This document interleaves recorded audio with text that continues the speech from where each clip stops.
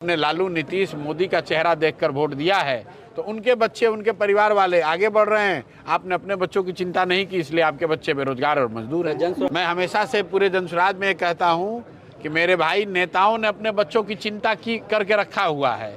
नेता का बच्चा चाहे पढ़ा लिखा हो या अनपढ़, नेता का बच्चा नेता बनेगा, राजा बनेगा। और आपके बच्चे बिहार के युवा जो पढ़े लिखे हैं, जो संघर्ष किया है, जिन्होंने अपनी हड्डी गलाई है, आपके बच्चे मजदूरी करेंगे, बेरोजगार घूमेंगे, क्योंकि आपने अपने बच्चों की चिंता नहीं की। आपने लालू नीतीश मोदी का चेहरा देखकर वोट दिया है तो उनके बच्चे उनके परिवार वाले आगे बढ़ रहे हैं। आपने अपने बच्चों की चिंता नहीं की, इसलिए आपके बच्चे बेरोजगार और मजदूर हैं। कि सिर्फ नेताओं का चेहरा बदला है, बाकी बिहार की समस्याएं जहां थी वहीं पर बनी हुई हैं। मैंने कहा था 20 नवंबर को, जैसा कि आपको याद होगा, शपथ ग्रहण इस सरकार का, नई सरकार का 20 नवंबर को हुआ था।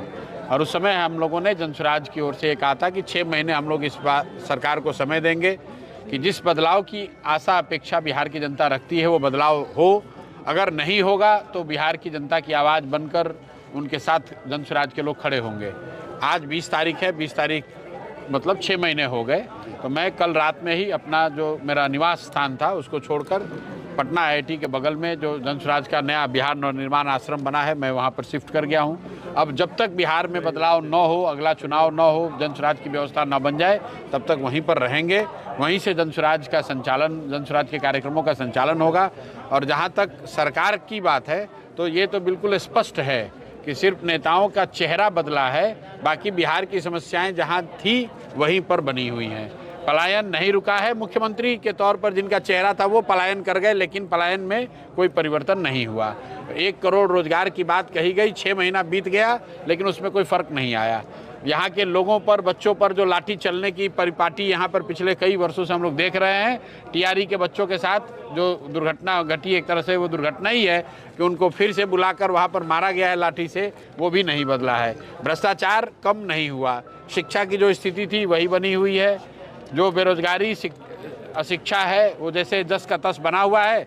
लोगों ने वोट दिया, 6 महीने के बाद वही व्यवस्था बनी। इन्होंने कहा कि मैं 2 लाख रुपए दूंगा, वो तो खुद पलायन कर गए, अपने बच्चे को नेता बना दिया।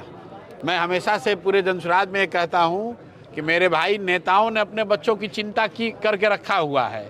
नेता का बच्चा चाहे पढ़ा लिखा हो या अनपढ़, नेता का बच्चा नेता बनेगा, राजा बनेगा। और आपके बच्चे बिहार के युवा जो पढ़े लिखे हैं, जो संघर्ष किया है, जिन्होंने अपनी हड्डी गलाई है, आपके बच्चे मजदूरी करेंगे, बेरोजगार घूमेंगे, क्योंकि आपने अपने बच्चों की चिंता नहीं की। आपने लालू नीतीश मोदी का चेहरा देखकर वोट दिया है तो उनके बच्चे उनके परिवार वाले आगे बढ़ रहे हैं। आपने अपने बच्चों की चिंता नहीं की, इसलिए आपके बच्चे बेरोजगार और मजदूर हैं। बिहार सरकार ने नया शिविर शुरू किया जिसमें तमाम समस्याओं का समाधान होगा, ब्लॉक और पंचायत वाइज।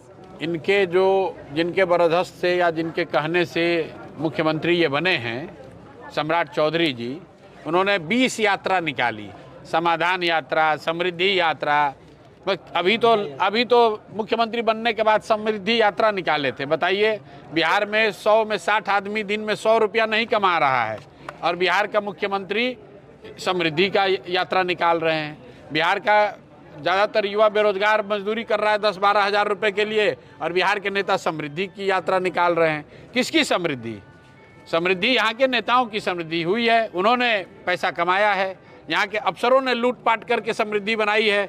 बिहार के अफसर इतना पैसे समृद्ध हो गए हैं कि आपके हमारे बच्चों का जो पैसा लूटा है इन लोगों ने, आपको मैं बता रहा हूँ कैमरे पर, बिहार के बड़े अफसर पटना दिल्ली में घर जमीन नहीं खरीद रहे हैं, ऑस्ट्रेलिया में, इंग्लैंड में प्रॉपर्टी हासिल कर रहे हैं। तो समृद्धि तो यहाँ के नेताओं का हुआ है, समृद्धि शराब बालू माफिया का हुआ है, समृद्धि बिहार के अफसरों का हुआ है। बिहार के सामान्य लोगों की तो कोई समृद्धि हुई नहीं है।